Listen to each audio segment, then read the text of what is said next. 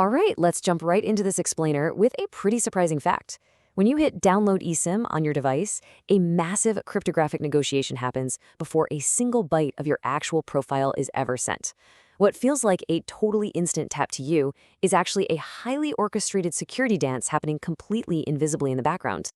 To keep things clear, here's our roadmap for decoding this procedure.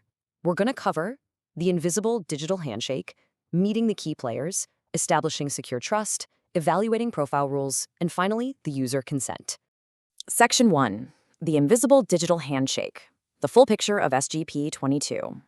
Okay, so the official SGP.22 UML diagram for the consumer eSIM profile download initiation procedure.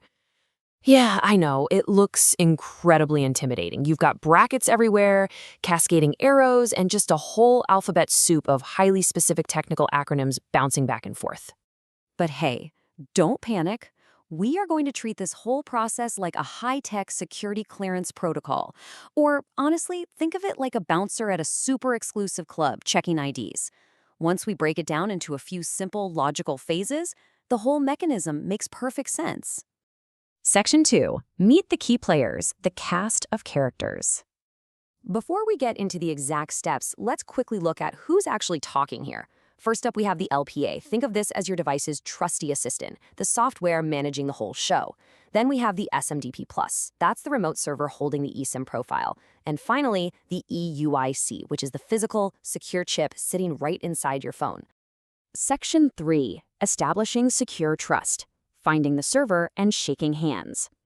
All right, so in a really rapid sequence, the assistant, or LPA, finds the server in step 1.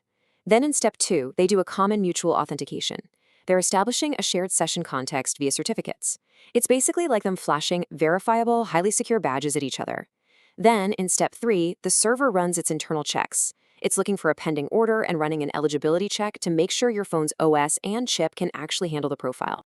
Now, you might be wondering, how does the assistant even find the server's address in the first place? Well, there are 3 distinct paths for step 1. It can parse an activation code, like when you scan a QR code from your carrier. It can query an SMDS discovery server to see if a profile is waiting, or it can literally just read the secure chip's default pre-programmed address. Right after those initial checks, we hit an optional step 4. This is where the server just pings the network operator with a quick fire and forget progress notification. It's basically saying, hey, the eligibility check passed. It doesn't hold up the rest of the flow. But, and this is a big but, if something failed back in step 3, say your device wasn't eligible, the server triggers an error branch right here and boom, the entire procedure terminates immediately. Section 4. Evaluating profile rules, cryptography, and compliance. Okay, moving on. In step 5, the server builds cryptographically bound metadata. It takes this secure payload and sends it over to the assistant along with a binding certificate in step 6. And the assistant? It doesn't just blindly accept it. No way. It starts deeply, rigorously checking the rules in step 7. What's absolutely fascinating here is the sheer level of security happening in step 5. The server builds profile metadata, stuff like your unique ICCID serial number and the carrier's icon. But here's the kicker. It computes a signature over the secure chip's earlier authentication signature. This cryptographically locks the server's response specifically to your secure chip. It guarantees that absolutely no one is spoofing the connection. Actually, before we evaluate those rules, let's define what a PPR even is, since it's crucial for the next step. PPR stands for Profile Policy Rule. These are strict, hard-coded rules that dictate exactly what a cellular profile can and cannot do once it's installed. We're talking commands like disable not allowed or delete not allowed. So here's how that plays out in step 7. The assistant checks all that incoming metadata for any PPRs.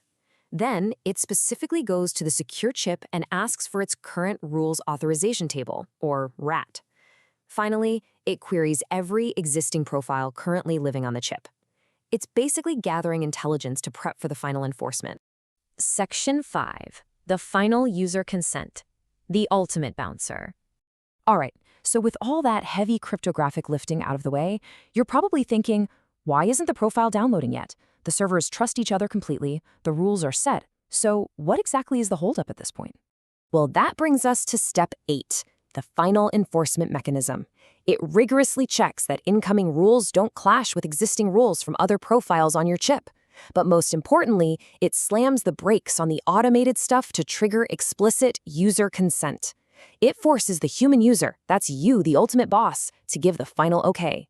It might even prompt you to type in a manual confirmation code if the server asks for one earlier. Now, if we take a step back and compare this entire initiation procedure, the authentication, the eligibility checks, rule negotiation, and getting your consent, to the actual download procedure that happens next, we hit the biggest twist of this whole explainer. And this is the absolute key takeaway. Despite everything we've just gone through, not a single profile byte has actually moved yet.